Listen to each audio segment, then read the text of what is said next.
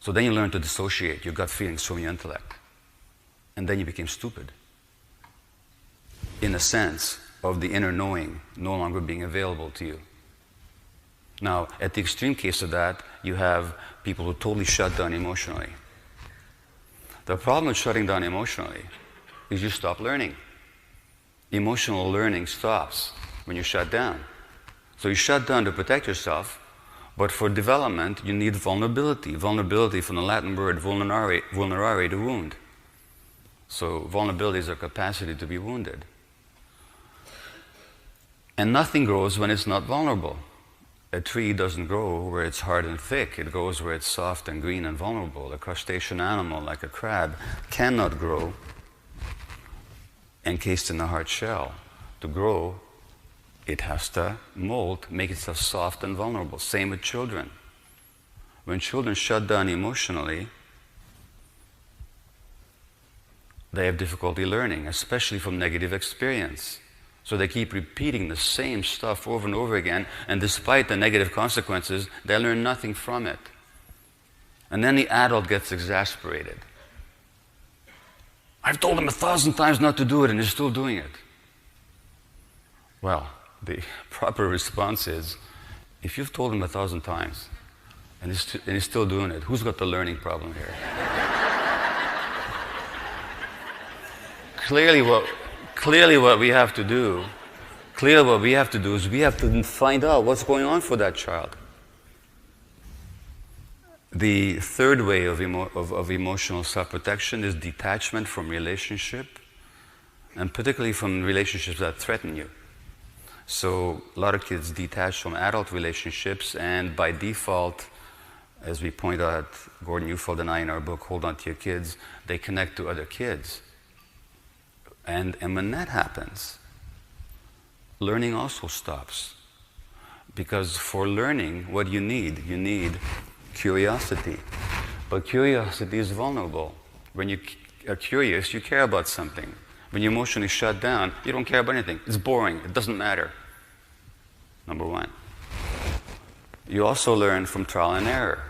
But for trial and error, you have to have the vulnerability to admit that something doesn't work and to be sad about it. When you're defended against sadness, when nothing matters, you're not going to learn from negative experiences.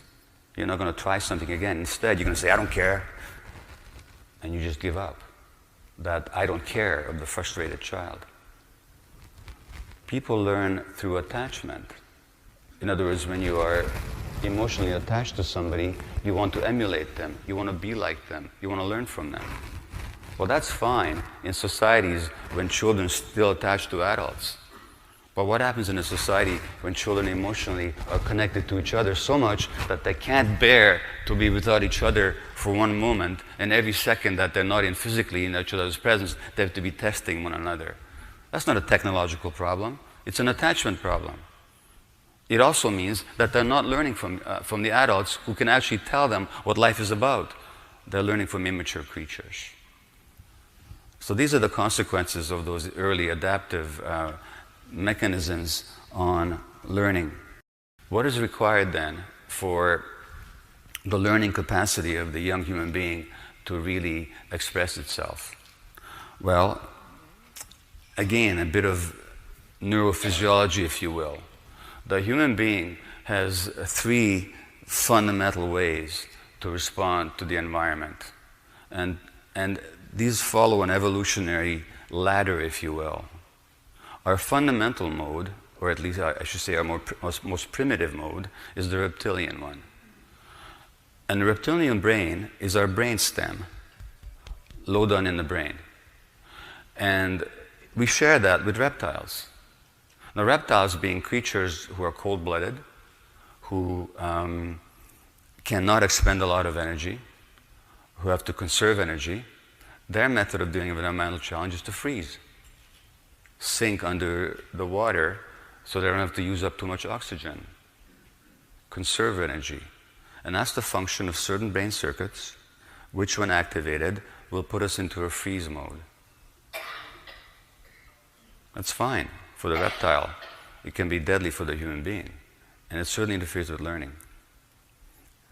The second mode is the mammalian flight or fight response, which happens higher up in the brain, and it activates the sympathetic nervous system, allowing the so-called flight or fight response, which involves adrenaline and cortisol, the stress hormones, which give us more sugar, so we have more energy, which increase our heart rate, so we have more blood pumping to our brain and our muscles and so on.